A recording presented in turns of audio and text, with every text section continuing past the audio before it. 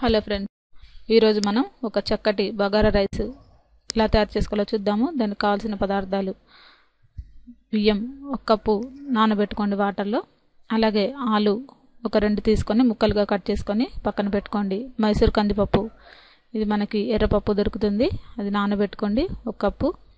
బగారాకు అలాగే మసాలా దినుసులు, అలాగే ఉప్పు రుచికి తగినంత, ఆయిల్ ఒక 4 స్పూన్లు తీసుకోండి, అల్లం వెల్లుల్లి పేస్ట్ కొద్దిగా, గరం మసాలా 1 స్పూను, 2 ఉల్లిపాయలు, 3 పచ్చిమిర్చి కట్ చేసి పెట్టుకోండి, అలాగే కరివేపాకు కొద్దిగా, నెయ్యి 1 స్పూను, కొత్తిమీర చిన్నది ఇలా సన్నగా తరిగి పెట్టుకోండి, పుదీనా మనకి 1 కట్ట తీసుకొని ఫ్రెష్గా కడిగి పెట్టుకోండి. ముందుగా మనం కుక్కర్ వేడి చేసుకొని దాంట్లో 2 స్పూన్లు నెయ్యి వేసుకోండి, అలాగే ఒక 2 స్పూన్లు ఆయిల్ వేసుకోండి.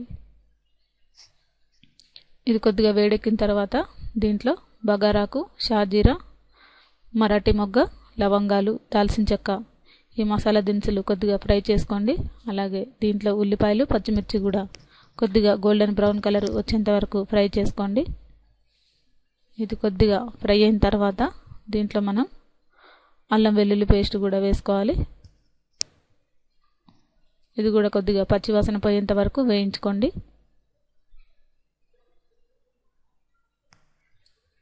ఇది ఒక 2 నిమిషాలు ఫ్రై అయిన తర్వాత దీంట్లో కొద్దిగా కరివేపాకు కొంచెం ఫ్లేవర్ కోసం వేసుకుంటున్నాము.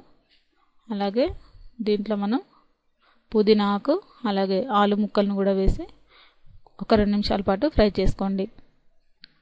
దీన్ని మనం కిచిడీ లాగా చేసుకోవచ్చు, లేదా బగారా ఫ్లేవర్లో కూడా ఈ విధంగా కూడా చేసుకోవచ్చు. దీంట్లోనే మనం ఈ ఎర్రపప్పుని నానబెట్టి పెట్టుకున్నాం కదా, అది కూడా దీంట్లోనే వేసుకొని ఆయిల్లో కొద్దిగా ఫ్రై చేసుకోండి. కొంచెం వేగిన తర్వాత దీంట్లో మనం రుచికి తగినంత ఉప్పు కూడా వేసుకోండి. మీ టేస్ట్కి తగ్గట్టు వేసుకోవచ్చు ఉప్పు. ఇవన్నీ కూడా చక్కగా వేగిపోయాయి. దీంట్లో మనం ఇప్పుడు నానబెట్టుకున్న రైస్ని కూడా వేసుకొని మనం గరం మసాలాను కూడా దీంట్లోనే వేసుకుందాము. అలాగే కొత్తిమీర కూడా వేసుకొని ఈ మసాలా ఫ్లేవర్స్ అన్నీ కూడా చక్కగా వేగిపోయాయి.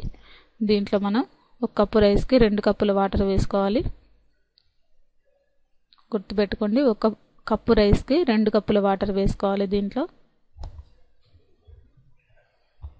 ఇప్పుడు మనం కుక్కర్ని 3 విజిల్స్ వచ్చేంత వరకు ఉడికించుకున్న తర్వాత ఇలా మనకి ఎర్ర కందిపప్పు అంటే మైసూర్ పప్పు, అలాగే ఆలుతో బగారా రైస్ మనకి రెడీ అయిపోయింది. చూసారు కదా, ఇలా చక్కగా పొడి పొడిగా రైస్ అంతా రెడీ అయిపోయింది.